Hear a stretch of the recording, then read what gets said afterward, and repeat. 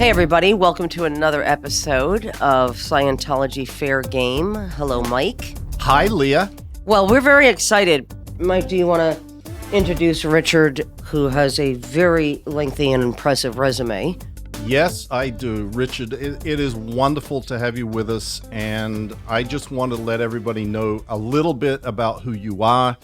You have been a contributing editor of investigations for Forbes magazine since 2012. You've written for Time magazine, for Fortune, for Forbes. You are famous. You have the right guy? I do. We have the right guy. Do. Oh, okay. Just checking. Richard has received many prestigious awards: the Gerald Loeb Award, Conscience in Media Award, Worth Bingham Prize, George Polk Award, Overseas Press Club Award, the Jack Anderson Award twice, and on August 5th, penned an article in Forbes magazine about Representative Karen Bass and her statements about Scientology. We're going to address that a little bit later because I want to go into a bit more of the background about Rich, and he is the author of perhaps the most comprehensive and far-reaching article in the history of Scientology, which was published in Time magazine in May of 1991. Cover story entitled "The Thriving Cult of Greed and Power: Ruined Lives, Lost Fortunes, Federal Crimes.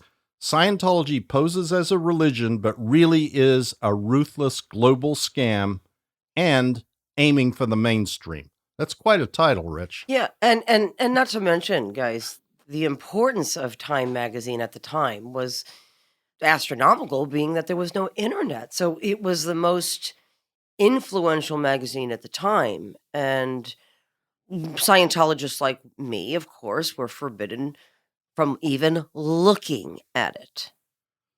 And you, Mike. Well, no, I looked at it, Leah. Yes, you're right.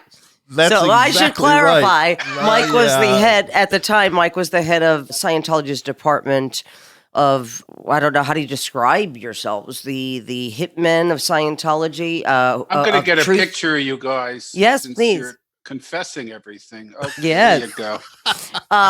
Go ahead. Is the you were you were part of the department of Scientology that goes after people telling the truth about Scientology. So of course you would have been told you needed to read it, and then I'm sure the fair gaming began. But anyway, go ahead, Mikey. Yes. You want to add anything?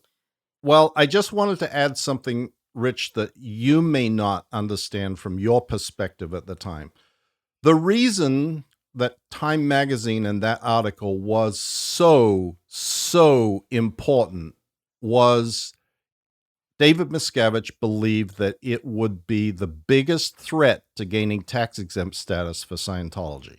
Because it's true. And he was right. Right. Time had enormous influence, and the fact of the matter is that the IRS responds to pressure from the media and pressure from Congress and elected officials. And Miscavige was in the battle of his life at that time because L. Ron Hubbard had decreed in his estate planning that the distribution of his wealth and assets could only go to a tax-exempt organization, an IRS-recognized tax-exempt organization. And we've talked about this at some length at other places, and we'll no doubt talk about it more. But Rich, understand, at that moment in time, it was the single most important thing that Miscavige believed that he had to accomplish, which was gaining tax-exempt status for Scientology. And your article threw a massive wrench in the works of that, and that is why you saw the reaction that you saw, which is unprecedented in the history of Scientology. There has never been a response or reaction like that. Now, we've talked a lot. I know that you had earlier done an article in Fortune magazine about Hubbard and Scientology and the tax status of Scientology. In 1986, right? Yeah. You did. Yeah, it was called The Profit and Profits of Scientology. But at that time, the urgency of gaining tax-exempt status wasn't what it was in 1991. So you saw a very different reaction to the Time magazine article than you did to the earlier article that you had written. But let me ask you, why did you embark on that 1991 article to begin with? Is our time up? It was very nice. Thank you, Richard, for joining us. It was a pleasure. It started with the 1986 Forbes piece because I was on the Forbes 400 as a reporter. The Forbes 400 had began a few years before.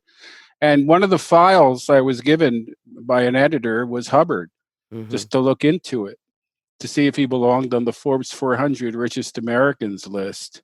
Wow. And the more I looked into the file, and the more I started reading articles about him and the group, I just became so fascinated with it and started doing interviews and just thought, there's an article here.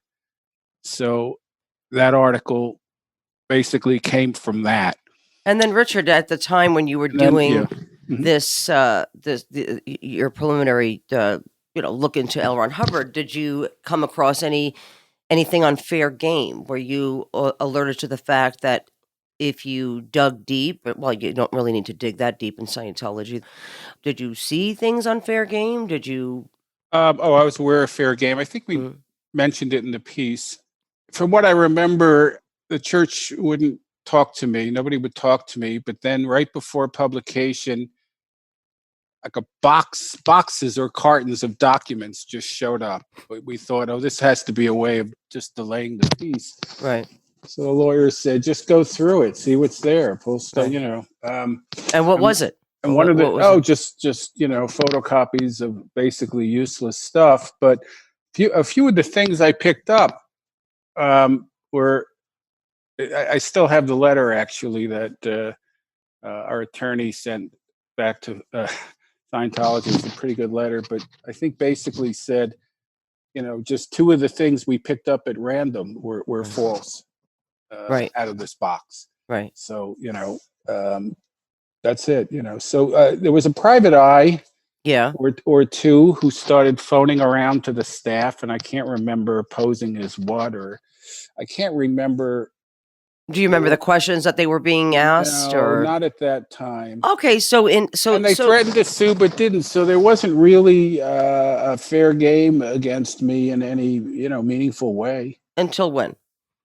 Well, when I went to Time magazine, of course, I took my files with me, and the thing about Scientology, when you do a major piece, it doesn't go away. People reach out to you, people contact you. Right. Yeah, it's actually like gum stuck in the bottom of your shoe. You can't get it off. Right. And by 1991, I gathered so much string on it. The file was growing, and I thought, this is a bigger piece. This needs to be in Time. Right. And the LA Times did a great series the year before, 90. Yeah.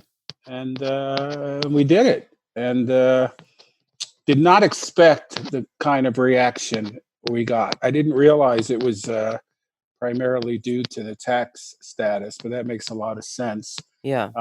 But it really, my God, it hit an artery. It flew off the newsstand. Yeah.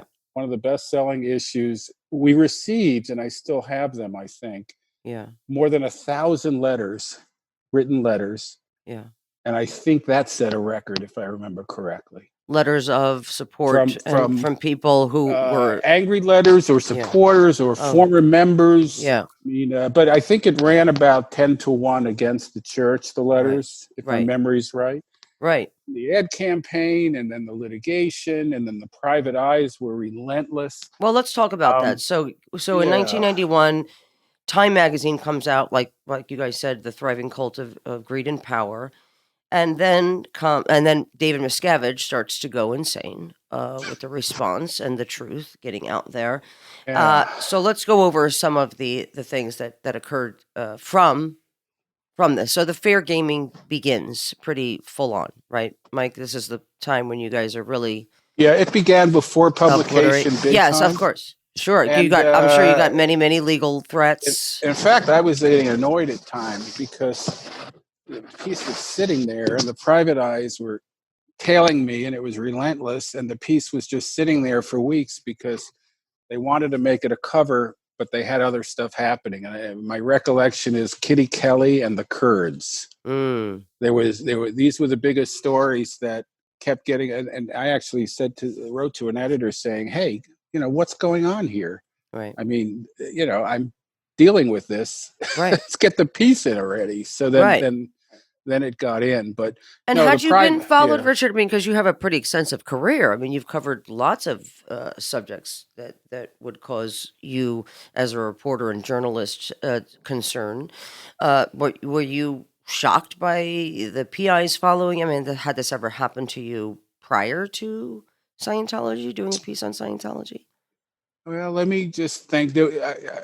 Off the top of my head, I'm remembering I did a piece on organized crime, a big one for Time magazine, and before, I think it was before the Scientology piece, and it said something about the Genovese family being, the best and most important family, and I think I'm one of the families. I said, brains like ashtrays, or what people say about them, and I came back to my apartment building, and the lobby, my mailbox was painted black. And one of my sources, who was an FBI informant in organized crime, told me that it was done in retaliation by a low-level mobster who got reamed out for it. Right. Well, there's the difference. I mean, I'd rather, would you, between the two, I'm sure you'd rather have the mafia after you than Scientology. So I don't remember anything. No, I don't know. Did I have private eyes before that doing stuff? I don't remember. Right. Okay. Yeah. So after the Time magazine comes out, it's a huge hit. Then comes full page color ads in USA Today every day for 12 weeks, right? In May and June of 1991. Yeah. Oh, and it was ending with a 48-page. I saved them. I have them all. You do? Okay. Oh yeah, amazing. So what happened there was, the day the article actually appeared and we first got a copy of it, Miscavige called me, Marty Rathbun, Warren McShane, and a few others into a conference room. These are all Sea Org members, right, Mikey? Yep. Senior officials of Religious Technology Center, which is his organization, and myself into a conference room in his building and said, okay, we're going to war. What are we going to do about this? And he came up with a number of things that had to be done. One was suing Time magazine. Number two was connecting Time magazine to what he believed was the underlying cause of this attack and assault, which was Scientology exposing Eli Lilly's drug Prozac, which is a crazy story that I will get to in a minute, Richard. And number three was, we are going to destroy the reputation of Time magazine, and then we are going to do what L. Ron Hubbard says, fill the vacuum about Scientology. And the destruction of the reputation of Time magazine was a series of full-page ads in USA Today, which went into historical facts about, William Luce, the founder of Time magazine, and his Henry Luce and his experiments with LSD, and the fact that in 1932 or something, Time magazine had put Adolf Hitler on the cover as the man of the year, and Mussolini, and these ads were designed to create the impression that you couldn't trust anything that Time magazine said. Right.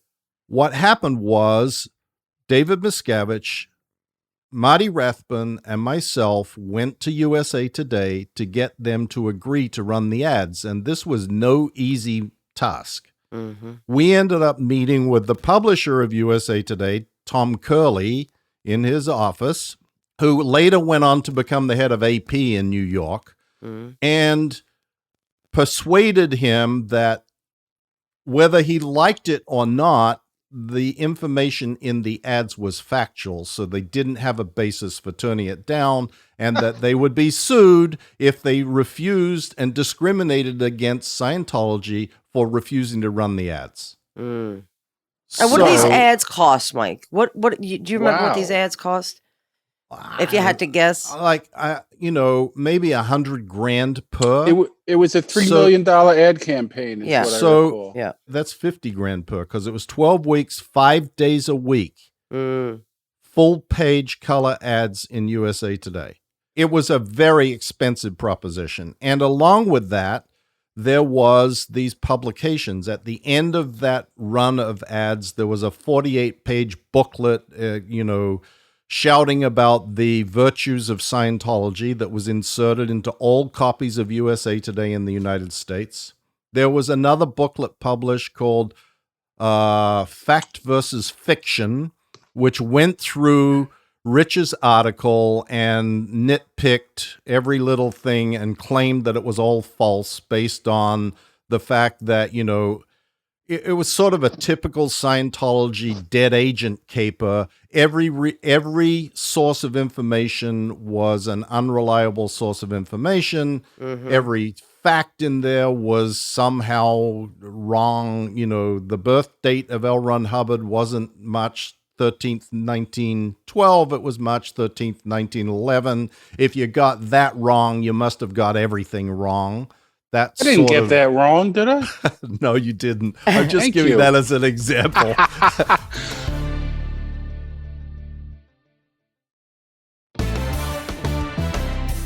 It was crazy that I have it. I have that the story Time Wouldn't Tell. I have it. It's really something. I have the booklet, but the cover of it is like a 1950s style editor's room with two shadows behind the door and an editor scolding a reporter. You could see. Right. Oh, that'd be great if we could get that. I think I have it, and I think I have a picture of it. But if not, I'll reach out to you, Rich, and I'll get you to take a copy of it. And then, Mike, was that the Freedom magazines? Were the Freedom magazines doing those hit pieces on journalists? Is that the same thing, or was there something different then?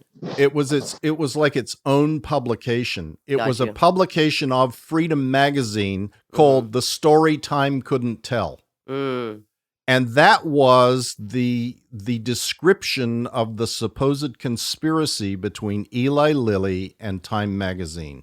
I see. And the Eli Lilly had coerced Time magazine into publishing this article about Scientology by offering to buy 750,000 copies of the magazine up front on the basis that they'd do a hit piece in it. And this was to retaliate against the exposure of the dangers of Prozac, which was costing Eli Lilly sales of their mind-altering drug. Right. This was the entire conspiracy laid out in this booklet. And along with that was a lawsuit filed against Time magazine for $416 million, and a lawsuit filed against Eli Lilly and the parent company of Hill and Knowlton, the Washington PR firm. I mean, these conspiracies were enormously complicated and not very well founded, but were on the basis that Scientology at that time was operating on what Hubbard said. You file lawsuits not for the purpose of winning, but for the purpose of harassing. So who believed all this stuff you just said? Did Miscavige believe it? Did you believe it, these conspiracy theories? I think I did believe it, but, I believed a lot of crazy shit back then, Rich. It comes with, you have a mindset of the world and how is the world and what's going on and why are people doing things, and the media is all merchants of chaos and et cetera, et cetera. So even though it may have been thinly put together, there was enough that matched the worldview that it was, yep, this has got to be it. And at the same time, Richard, I should add to what Mike is saying, it doesn't matter that you were telling the truth. It only matters that you were speaking. And that's what Scientologists and Scientology has a problem with. I knew what people were saying was true, and there were things I didn't know about, right? But it didn't matter. The brainwashing, that's the result of it, is like, yeah, that's truly that that happened, or that's true to this person, that you were raped by a Scientologist or molested by your Scientology father. But you shouldn't be saying it publicly against Scientology. So that is the problem, that you are speaking, not necessarily that what you're saying is untrue. It's that Mike and people of OSA and Scientology in general just don't want you to speak about the truth. But did Miscavige believe that crap, the conspiracy stuff, or no? No, or who knows? I don't know. I don't know. Yeah. But it sort of doesn't matter. He believed it enough to invest a few $100 million in it. It's not his money, of course, but is that different than truly believing it? I don't know, and it's a sort of a distinction that I'm not sure has any real reason or value to make. Even, You said several $100 million.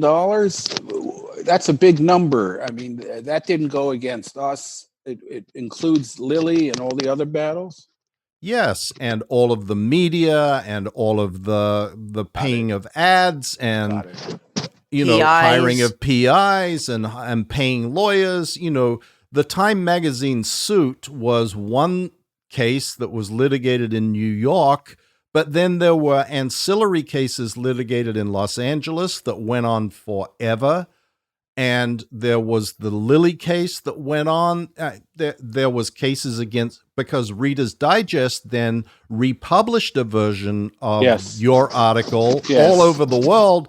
And we sued Reader's Digest in like Holland and Switzerland and Italy and maybe 20 countries is my recollection. All over the place. And how long did this lawsuit go on for, Mike? Well, I was deposed. It went on. The lawsuit went on for a decade. I was deposed for like over 30 days.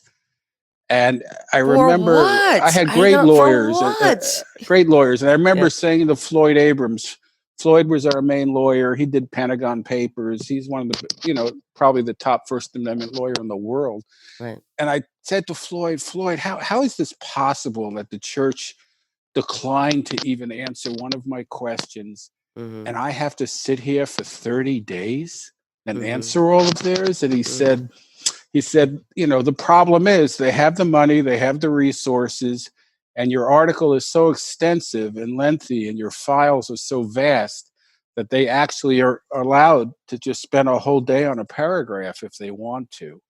And Mike, this was purposeful, right? This absolutely. Can you give us some insight into the conversations that go on? Absolutely. The big fear at that time was that this was going to begin an avalanche of media that was going to expose all sorts of things all over the place. And then it wouldn't just be the problem of Time Magazine and Reader's Digest. It would become the problem that now it was the Boston Globe. Now it's the Dallas Morning News. Now it's this. Now it's that. And but you succeeded. Because I thought, wow, after this, the press isn't going to be afraid. The chilling effect is over. You're going to see all these articles. And no, actually, that didn't happen. Media outlets were chilled. And I saw it again and again. I saw media outlets calling me and saying, hey, we're going to do a piece. Can you help us? And then the piece is killed. Right. The church threatens them. It doesn't air. And I remember thinking, well, maybe I ought to do a book. So I got a book agent. And the book agent shopped it around to the big houses. And I said, look, here are the terms of mine. Number one, the book proposal is not going to be on paper. Right. Because they'll get it. Right. And they'll sue me, and I'll be sued without backup of Time Magazine, etc. Right. Number two, I want a lot of money because this is going to be the rest of my life, so they'll go after me. Yes. And I forgot this. Oh, I want to be indemnified. Right. So she came back to me and she said, no book publishing house of the majors wants to touch it with a 10-foot pole. Right. Nobody wants. I mean, Larry did that. Larry did a great book. You guys, Sure. you know, everyone's done great books now, but back then, and I said, you know, it's so sad. I mean, why don't 3 or 4 of the top publishing houses band together Right. and do a book? You know, the book we had to band together to publish. Right. Right. Right. Wouldn't Right. that have What a been great interesting idea. from a Yeah, but marketing yes, of standpoint? course. And you know He what, said, Mike? not going to happen Right. because you guys, Exactly. because you guys have already spent, I think it was $6 million defending the case Yeah. at that point, and they don't know if they'll sell enough. I mean, it's just sort of a losing proposition And for Mike, them. that is the purpose of fair game, what you're saying, right? 10 years of litigation, millions and millions of dollars are being spent. Richard's being followed. He's being exhausted. He's breaking down. People are dropping like, you know, like flies. And this is the purpose, right, Mike? A fair game is to silence people. And like Richard said, it was successful. It was. Yes.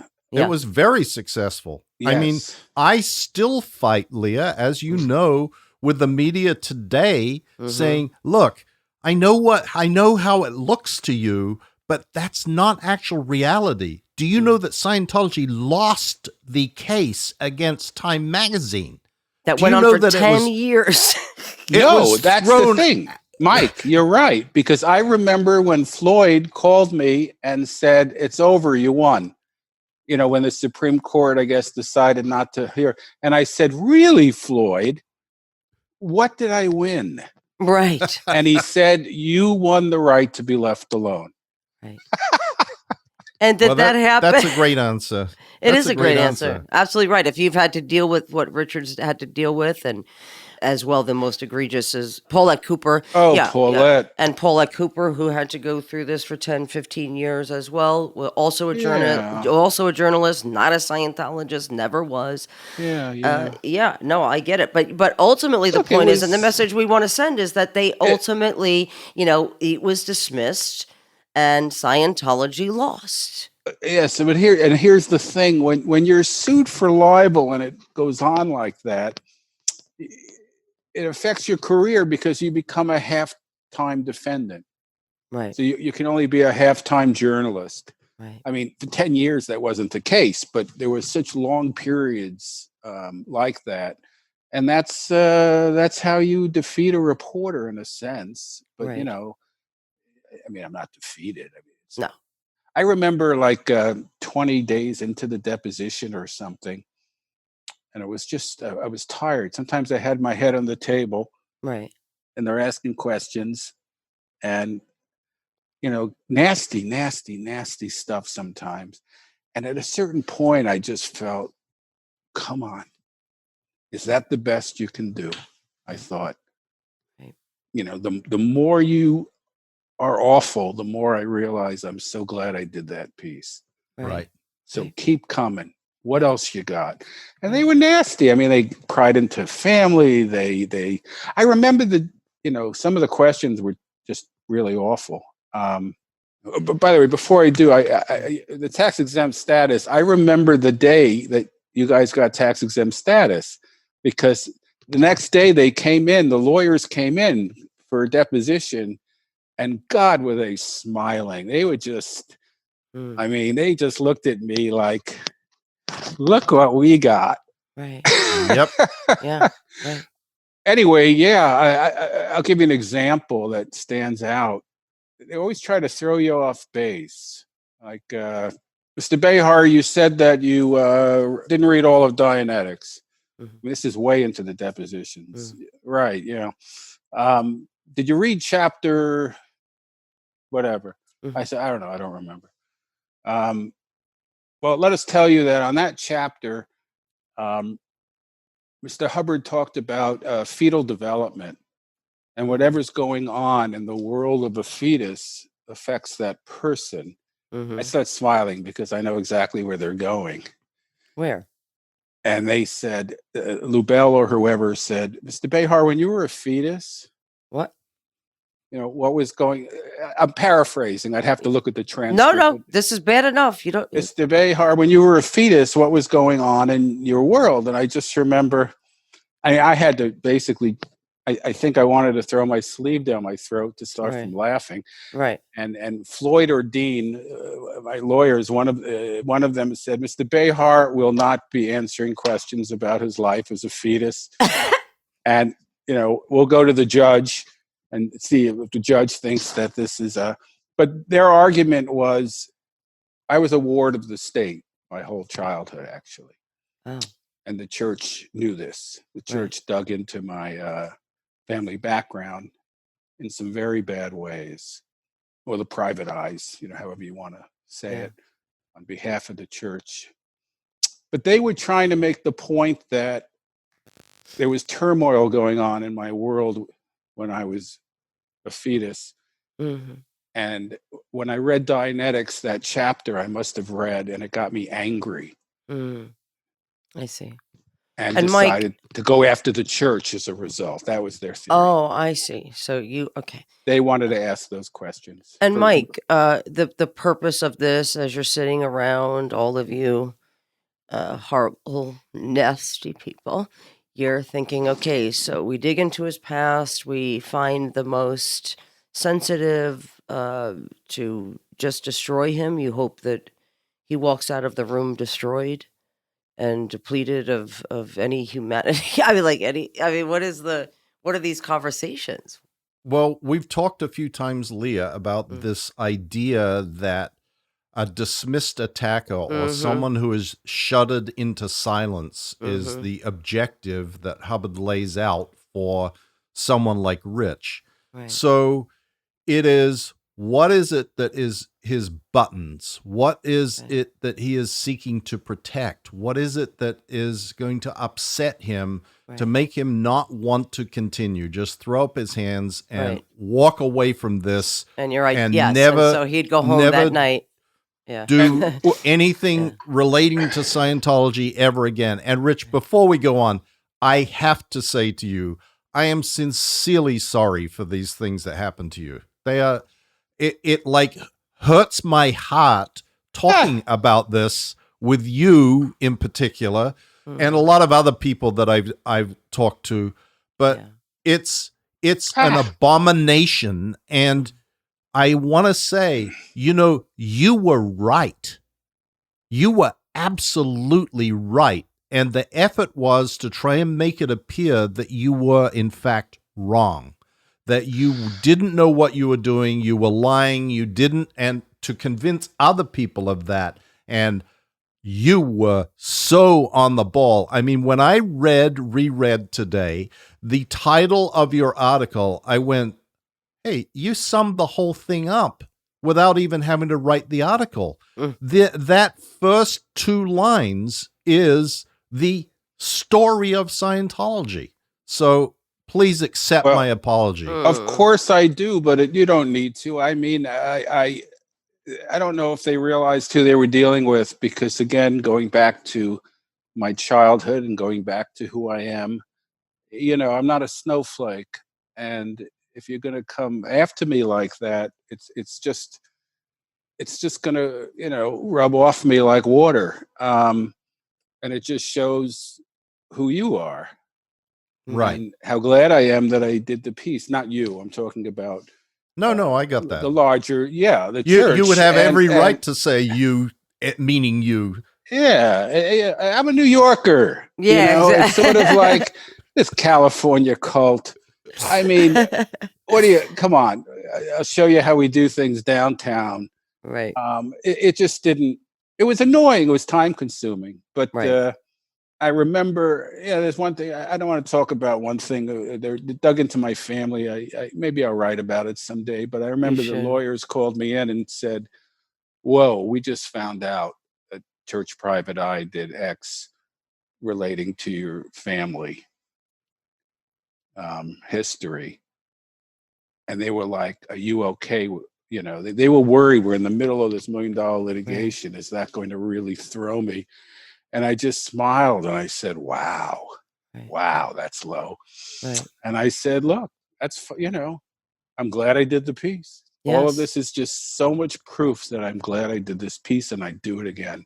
Wow. So it didn't, it didn't get to me. But Well, great. I mean, that's you're very resilient. I mean, thank you on behalf thank of, you. like you Yeah. said, the many Scientologists, ex-Scientologists, the people who avoided getting into Scientology because of the pieces that you put out. But are you continue to be shocked? 'Cause I know you did an interview for CNN because you saw the same type of fair gaming going on with Lawrence Wright, who wrote the book, and then Alex Gibney, who did the documentary with Lawrence Wright, Going Clear. You saw similar. You saw again.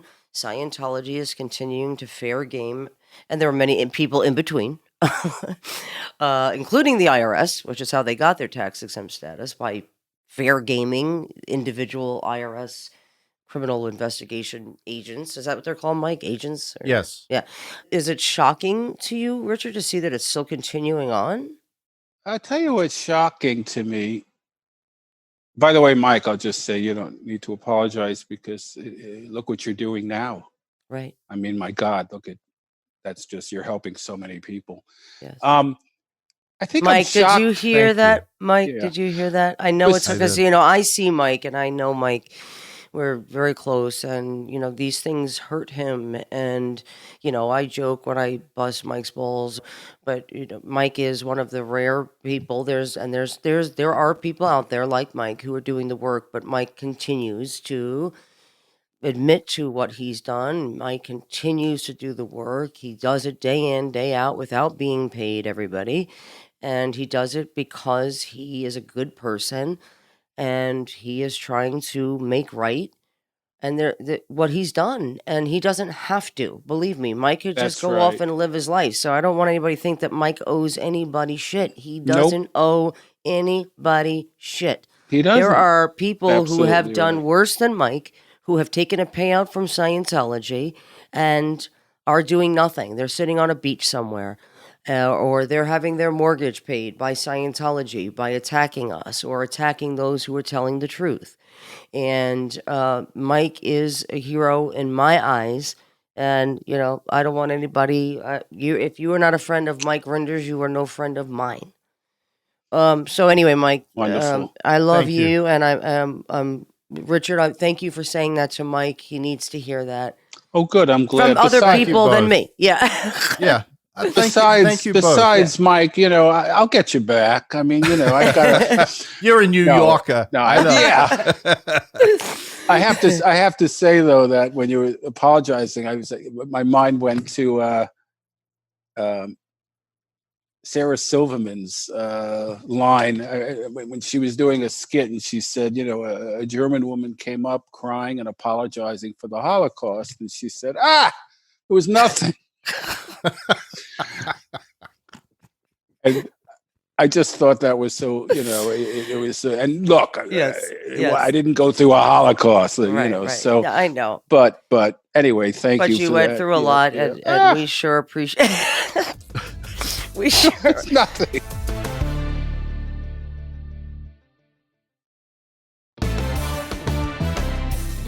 I mean, listen. Back then, I would have been of the same ilk. I wasn't in the Sea Org, but I would have viewed you as an enemy, as a Hitler, as Scientology depicts anyone speaking out against Scientology, and as an enemy to mankind.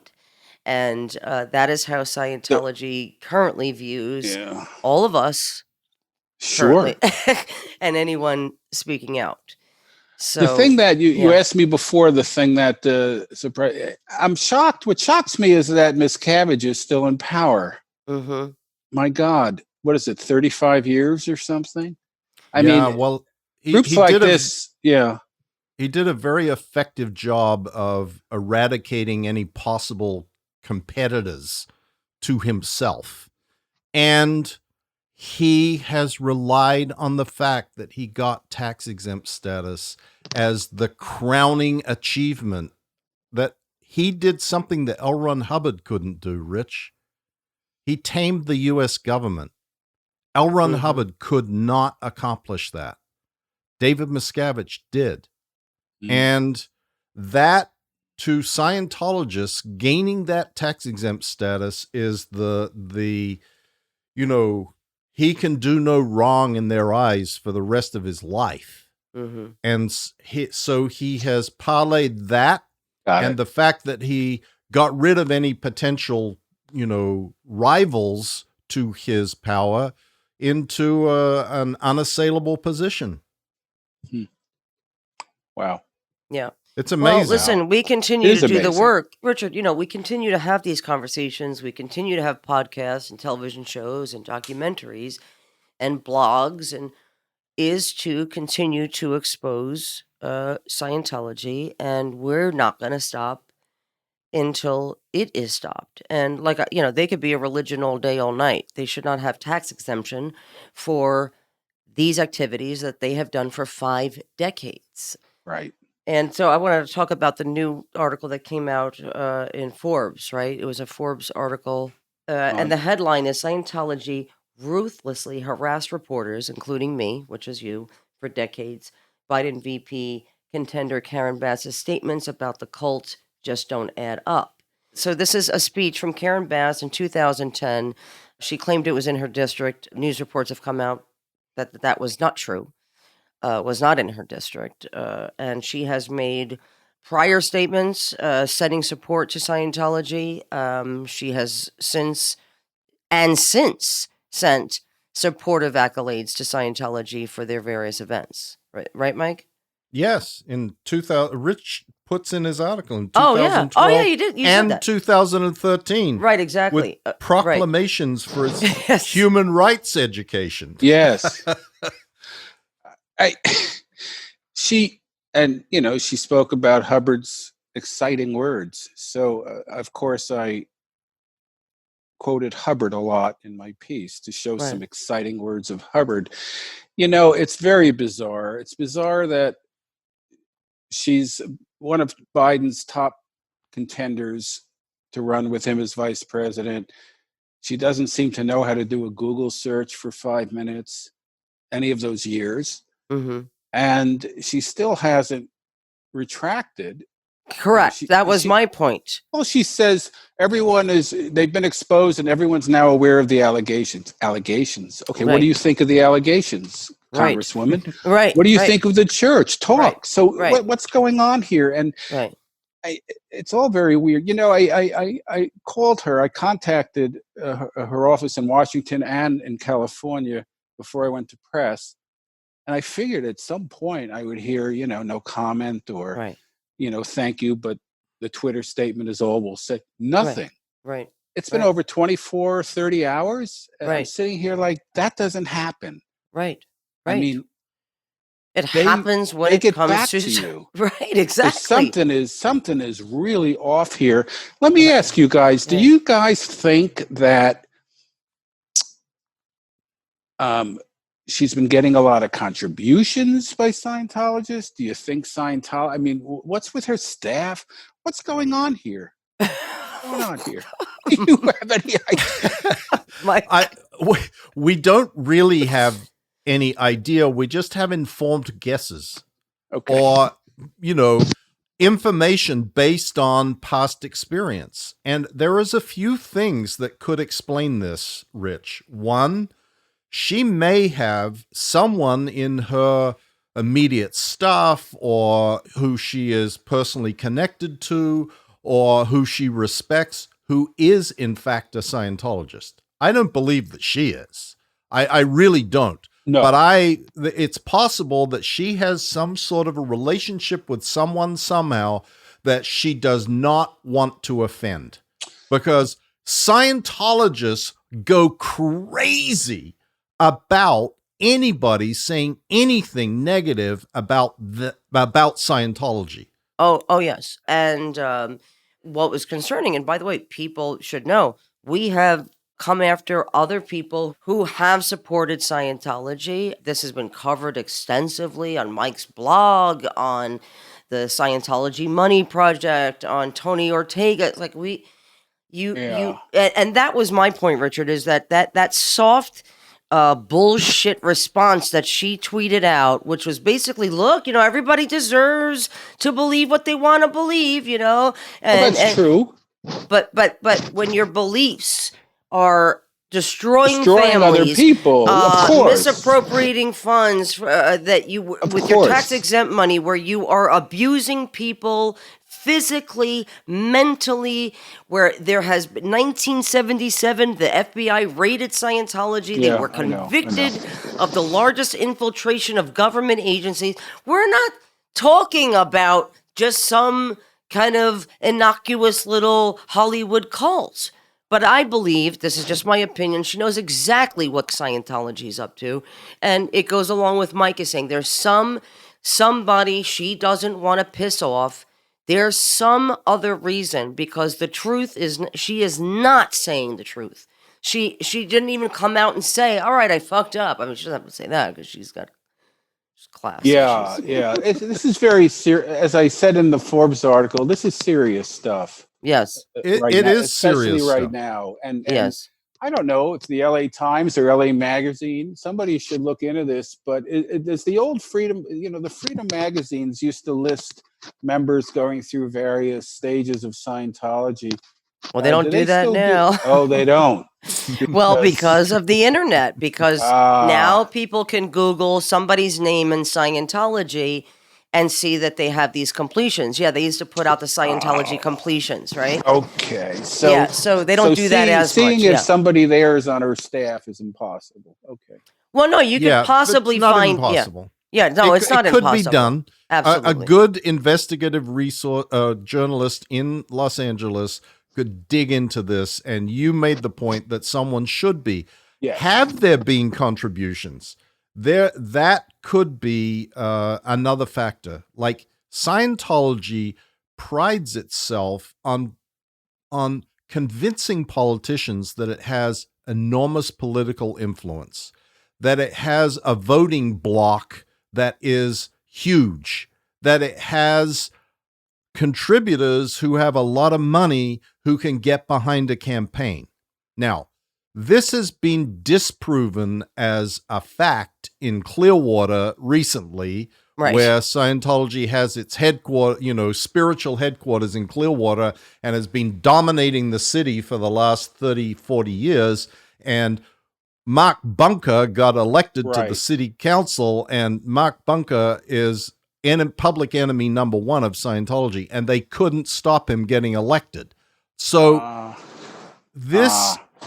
but they had convinced politicians in Clearwater and in Florida that they have this huge voting bloc. And I once said to one of my friends, let's prove that that's bullshit. We'll just run someone for elected office who they hate, and they won't be able to stop it. And that turned out to be Mark Bunker. And that's true. Now, that doesn't mean that a Karen Bass or the mayor of Sacramento or any of the other people who have stepped up and made public statements endorsing or supporting Scientology don't believe that that's true. I think some of them still do believe it's true, and that because Scientology has persuaded them over and over and over that this is the case. And, that has probably some play or role in her unwillingness to go. I mean, the easy thing for her to have done would have been just turn around and say, look, that was 10 years ago. I knew, stupidly, I knew nothing. I do not support them in any way, shape, or form. That's all she had to say. Yeah. I don't support them. I've since learned I don't support them. Why didn't she say that? Because she supports them. It's she unbelievable. does. Yes, right. And I got to say, going back to, 30 hours later or 40 hours, where's my return call? Just, major publication, major article, something, no comment. Thanks for your interest. Yeah, that's weird. And it makes me think, what kind of a vice president would she be? Would this be a pattern in terms of just not responding? Right. Yeah, or not looking. Right. Or blundering. And not admitting the truth. Saying one thing, I didn't know anything about it. When there was so much on Scientology before 2010. And then to say that was the one time that I was at a ribbon cutting trying to make it like it wasn't a big deal. No. Yeah. And, Yeah. look, if she's picked, she's a heartbeat away from the presidency, 77-year-old Biden. Right. So she's got some explaining to do. I agree. I agree. Listen, thank you, Richard. Thank you for continuing to tell the story. I mean, that's, somebody like you who's been through the ringer with Scientology as you have. No, thank you. Could say no. was Listen, nothing. there's other people was covering nothing. the story. I want nothing to do with it. Somebody will cover it. But you continue to cover it, and you continue to expose what needs to be exposed, and we thank you for all thank that you have both. done. You guys and are continue to fabulous. do. I really enjoyed this too. Thank you. Oh, you Thank you for did? having me. Of course, we were elated Why does it have to end? You don't because like we me? don't want to Doesn't say me? we love you. like We don't me. want to take more of your time. Richard, so what has been the response to the current article in Forbes? I've gotten some emails from editors of major publications who complimented the piece a lot. I don't know if any of them are looking into those areas that I think need to be probed. I don't know. One of the things I did point out that I think was important in my Forbes article yesterday was I listed major exposés that were done on the church and who did them. Yes. Starting in the 70s. I'm sure I left out some great ones, but I remember them off the top of my head from the 70s on up to 2009, because that seems to be Congresswoman Bass's cutoff point. Mm-hmm. Yes. Because she says, well, after I talked, I gave those comments, then exposés came out and allegations, as if nothing happened before. Right. And sorry, that doesn't fly. Right. You're wrong. And here they are. And I just boom, boom, boom, boom, boom. Right. And let's not forget, Rich, the one thing that wasn't on your list that I went, yeah. And how about the fact that you'd mentioned earlier that in 1977, the FBI raided Scientology and 11 senior officials of Scientology pled guilty, including Mary Sue Hubbard, the wife of L. Ron Hubbard, to engaging in a massive conspiracy against the United States government and 100 other officers, the AMA, the Better Business Bureau, lawyers, et cetera, et cetera. I mentioned that. The infiltrations.